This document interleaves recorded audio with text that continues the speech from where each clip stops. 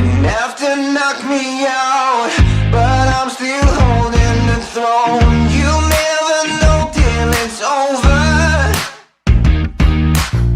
So pretty it hurts, just beware of the thorns.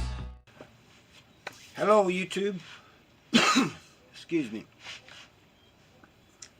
Just got through doing some more work on this leather belt I'm making for a subscriber.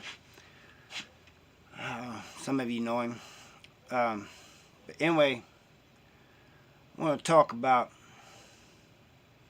young people messing up their lives and going to prison. You know, a lot of times they're not really thinking, about what they're doing. And even if they are, they ain't thinking about the effect it's going to have on other people.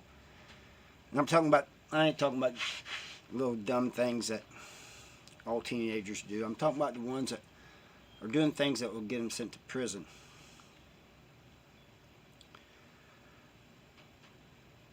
Sometimes they may just be along with others that are doing this stuff, But you guarantee that most of them, when they get caught, they're going to try to throw the blame on somebody else. So even if you was just there, they're going to say, they might even say you're the one who started it. Just to try to save their own necks. But regardless, going to prison not only affects you, not only you taken away from your family, your friends, missing holidays, Christmases, birthdays, weddings, funerals, missing out on all the things that you should be enjoying, at that young age. But you're also causing grief for your loved ones. It affects everybody. Just think of it this way. Somebody was talking about this one time, and this is a perfect way of explaining it. They said it's like throwing a rock in a pond. There's no wind, water's not moving. You throw a rock in the pond, and these ripples go out. They're big at first, but as they get farther out, they're less and less. The big ripples at the very beginning, where the rock goes in, represents your immediate family and loved ones. That's the ones that's getting affected the most. Next ripple, friends, maybe close acquaintances. Next ripple, the community, and so on. You got to think about the victim. Whether you killed somebody or not, you robbed them or whatever, there's a victim involved.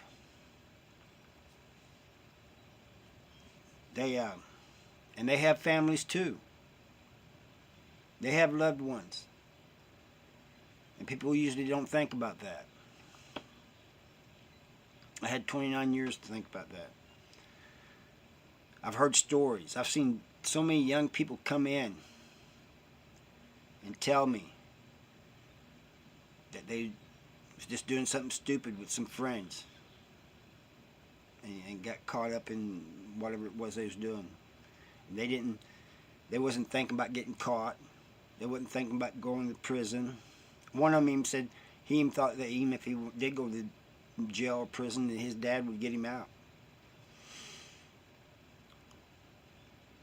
Well, the thing of it is, when you walk out in that yard, it's like Jay Walker said. He's one of the subscribers. Old head ex-con. People need to listen to him. I still listen to him, man. I love hearing his stories, but I listen to him.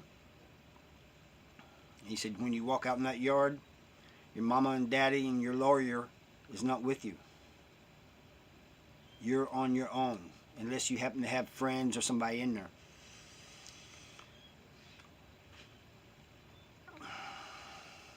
You're going to be put to the test. One way or the other, sooner or later.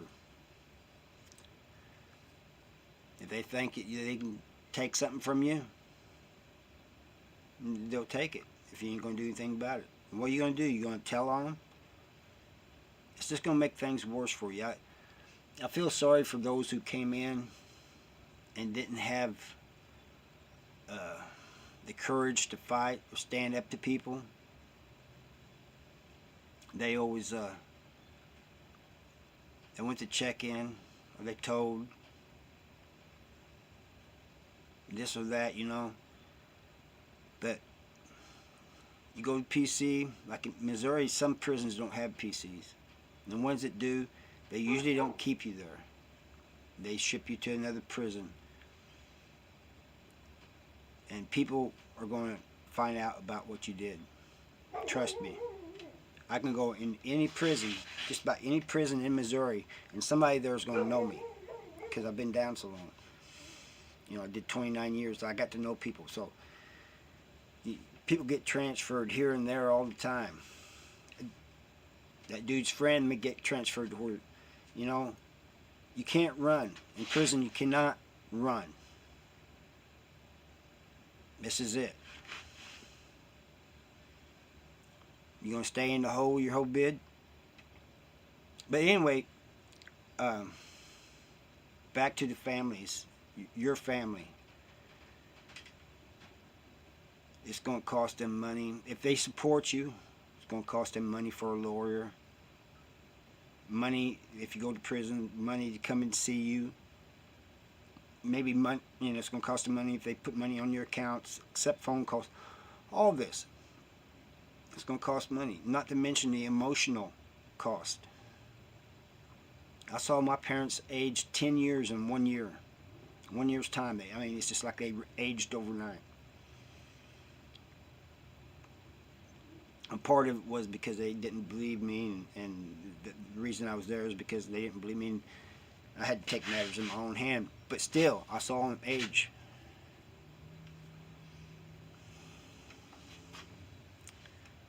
Your friends, some of you, after I got out, some of my friends told me that after I went to prison, they lost faith in the justice system.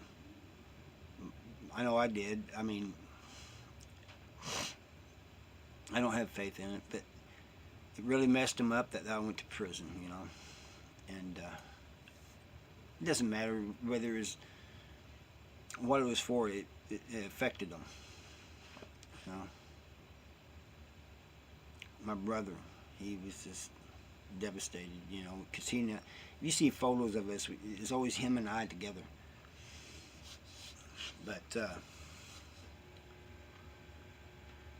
friends, cousins, the community, people that I didn't even know too well, they was affected by it.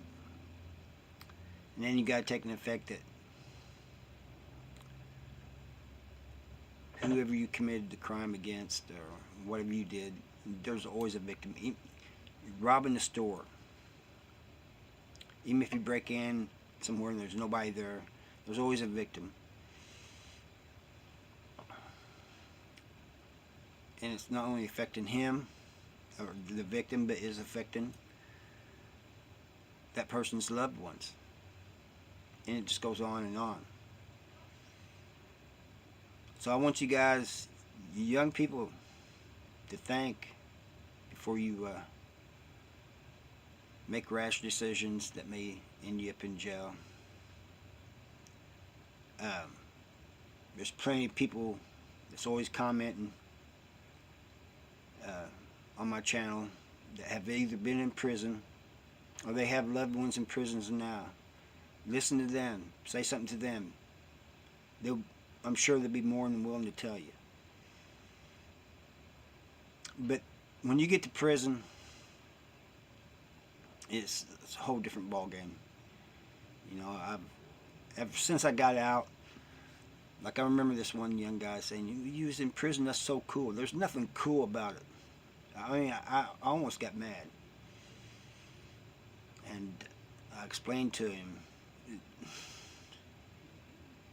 it's not what you think it is. It's not the movies.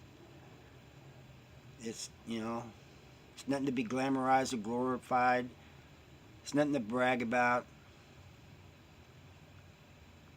You know, there's a song that goes, I can't bear the shame. I'm a number, not a name. That's pretty much all you are. Is a number, another number in the system. And they call you by, in Missouri, they call you by your last name and your number. Hardly ever by your first name. And if they do say your first name, it's after saying your last name.